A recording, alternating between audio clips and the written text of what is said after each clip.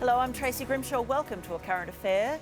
First tonight, our investigation into identity theft and deception that reaches right to the top. Hunter Baillieu has a dream life, a young multi-millionaire from a respected family who mixes with the rich and famous.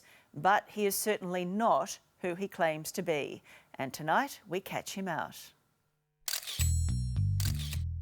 He was the social climber who made it all the way to the top of the celebrity A-list. He boasted he was the heir to the Meyer family fortune, negotiated to buy multi-million-dollar properties and promised to be one of the biggest charity donors this country has ever seen. He called himself Hunter Baillieu, boasted about his private jet and lavish lifestyle, even big-noting himself as an actor in hit TV shows and Aussie movies. The hospital was introduced to a gentleman using the alias Hunter Baillieu a few months ago.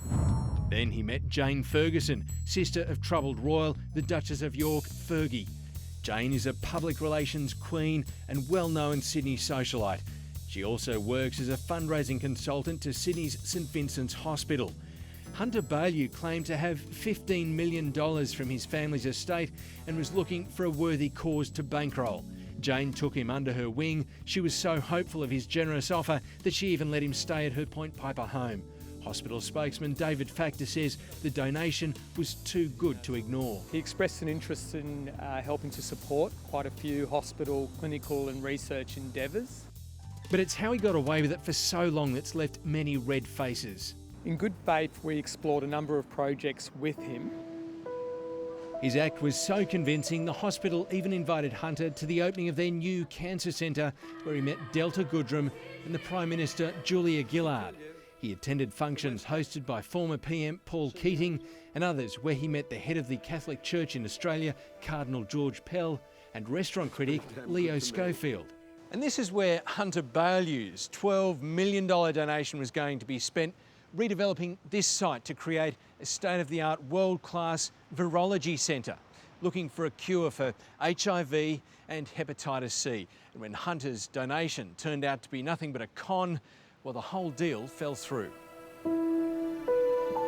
His donation was crucial for the funding of the project. The hospital had been able to secure an additional $36 million for the centre off the back of Hunter's generous donation. But now the project is shelved because there is no family fortune, there is no generous donation. It was just one of Hunter Baillieu's many lies. It wasn't just charities, but Hunter Baillieu fancied he could afford a piece of this, Australia's most expensive prime waterfront real estate. He even put in an offer on this house that belongs to accused killer Ron Medich. The agent smelled a rat and knocked him back, but he got even further with making a dummy offer on another waterfront mansion. His deal to buy the $44 million home of recruitment guru Julia Ross advanced to the point where contracts were drawn up, pest and building inspections done.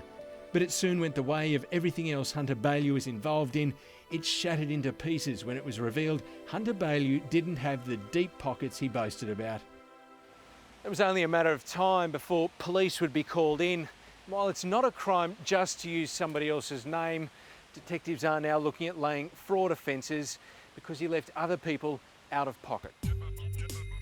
So who is this great pretender, Hunter Baillieu? The bloke who boasted about his imaginary family wealth, his luxurious private jet and his supposed roles on the smash hit Water Rats, and starring alongside Hollywood heavyweight Eric Bana in the Aussie classic The Nugget. Hey, it's an investment.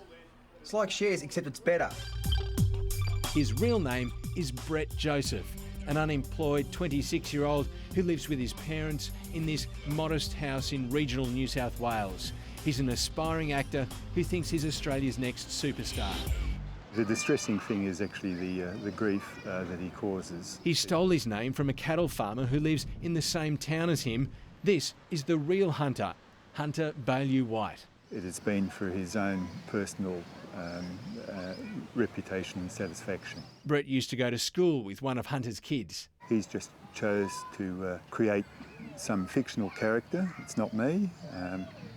It has some features of my life, but it's not me at all. He first realised someone had taken his name when he started getting calls from Queensland, South Australia and Tasmania from more than a dozen people who had been duped by this fake millionaire. By the time people ring me, they're usually extremely concerned, and they're probably aware that it's obvious to them that things are not as Brett presents it.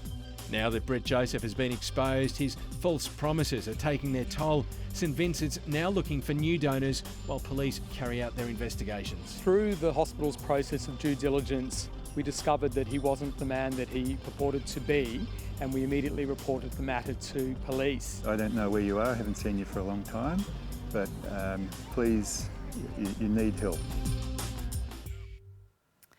We offered Brett Joseph the opportunity to appear in our story. If you've had any dealings with Mr Joseph, we would like to know about them. Our email address is on your screen. Well, coming up, a Christmas